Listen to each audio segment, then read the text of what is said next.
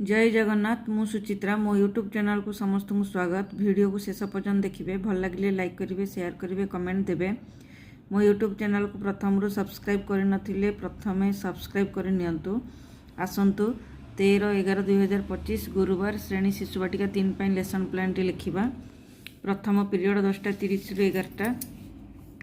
Circle समय विकास दिग सामाजिक आवेगिक और नैतिक विकास उद्देश्य अन्य शिशु मान सहित खेल आरंभ करवा। सीजी है 3, येलो है सी 3.4। शिक्षण कार्य खेलर नियम को बुझाई लुडो खेल खेलाइबी। द्वितीय पीरियड 11:15 रु 11:45 मुक्त खेल शारीरिक विकास उद्देश्य सुरक्षित और असुरक्षित स्पर्श मध्य पार्थक्य बुझी थाए। सीजी है 1, येलो है सी 1.6। शिक्षण कार्य ए संपर्कित वीडियो देखाई आलोचना करी। शिक्षण सामग्री है टैबलेट। तृतीय पीरियड 11:45 रु 12:45 संख्या और परिवेश ज्ञान विकास दिग भौतिक विकास उद्देश्य शून्यर धारणा। सीजी है 8, येलो है सी 8.3। शिक्षण कार्य शिशु बाटिका कार्यपुस्तिकार कार्यफर्द 59 पृष्ठा 70 कराइबी। शिक्षण सामग्री शिशु बाटिका कार्यपुस्तिका मान निर्धारण। तुम पाखरे 5टी बेलून थिला, तुम हाथरू 5टी बेलून आकाश को उड़ीगला, ताहले तुम हाथ में केतोटी बेलून रहिला। चतुर्थ पीरियड कला और सौंदर्य बोध विकास दिग कला और सौंदर्य बोधर विकास उद्देश्य रचना और कल्पना शक्तिर विकास हो पार। सीजी है 12, येलो है सी 12.1।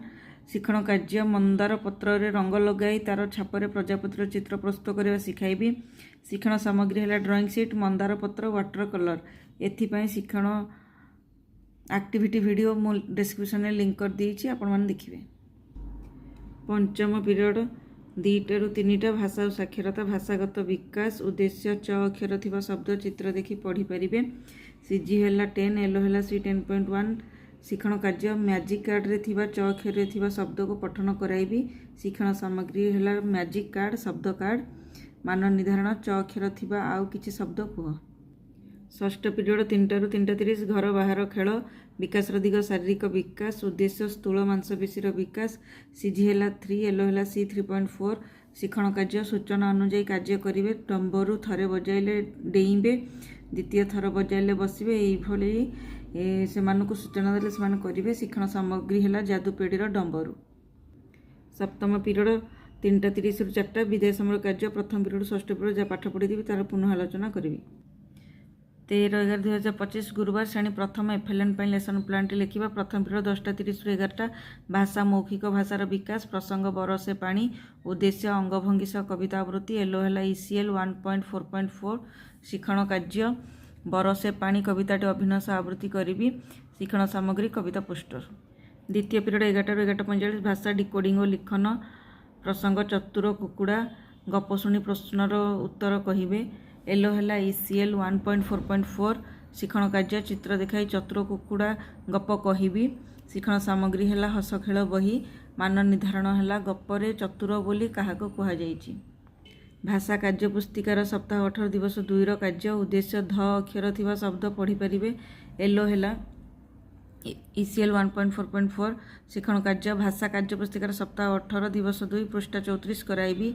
शिक्षण सामग्री है भाषा कार्य पुस्तिका मान निर्धारण ध अक्षर थिबा शब्द को गार टाणी जोड़। ध एमती मझिरे गोल करके लिखिदेवे, तापर धन धर मन कान धला धनु एभली लिखिबे। ध अक्षर थिबा शब्द को सेमाने गार टाणी जोड़िबे। तृतीय पीरियड 11:45 रु 12:30 भाषा पठन प्रसंग बाहारे बुढ़ी उद्देश्य स्वाधीन पठन। येलो है ECL 1.4.7। शिक्षण कार्य प्रति पिला गपटी पढ़ापी कहबी। शिक्षण सामग्री गल्प कार्ड मान निर्धारण मूषा माने केउं सबु स्थान रही भल पाती प्रश्न पचारि उत्तर आदाय करेंगे। चतुर्थ पीरियड 12:30 रु 1:15 गणित प्रसंग चतुर कुकुड़ा उद्देश्य जोग 18 मध्य।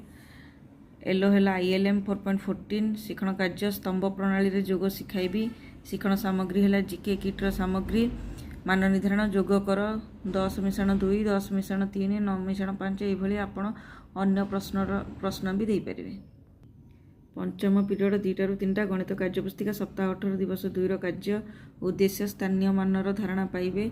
येलो है ILM 4.9। शिक्षण कार्य गणित कार्य पुस्तिकार सप्ताह 18 दिवस 2 पृष्ठा 38 कराइबी। शिक्षण सामग्री है काठी गणित कार्य पुस्तिका मान निर्धारण काठी गणी उत्तर लेख एमिति बिड़ा काठी आ खाली काठी देवे पिलामाने गणिकी तार उत्तर लिखिए। षष्ठ पीरियड 3टा ରୁ 4टा परिवेश चतुर कुकुड़ा उद्देश्य पाख दूर जानिबे एलो है आईएल 4.2 रो बी शिक्षण कार्य विभिन्न चित्र देखाई पाख दूर विषय बुझाइबी शिक्षण सामग्री है चित्र 13/11/2025 गुरुवार श्रेणी द्वितीय एफएलएन लेसन प्लान लिखा प्रथम पीरियड 10:30 ରୁ 11ଟା भाषा मौखिक भाषार विकास प्रसंग बरसे पानी उद्देश्य अंगभंगी सह कविता आवृत्ति एलो है ECL 1.5.3 रो बी शिक्षण कार्य बरसे पानी कविताटी अभिनय सह आवृत्ति करी शिक्षण सामग्री कविता पोस्टर द्वितीय पीरियड 11ଟା ରୁ 11:45 भाषा डिकोडिंग और लिखन प्रसंग आम अंचल भूमि रूप उद्देश्य यही 3ଟି युक्ताक्षर थिबा अक्षर थिबा शब्द को पढ़ी सारिबा परे लिखिबे एलो है ECL 1.5.5 शिक्षण कार्य हस खुशी बहिर थिबा अभ्यास कार्यर 3 नंबर कराइबी शिक्षण सामग्री शब्द कार्ड भाषा कार्य पुस्तिकार सप्ताह 18 दिवस 2 रो कार्य उद्देश्य मम्भ युक्ताक्षर थिबा शब्द पढ़ी लिखि पारिबे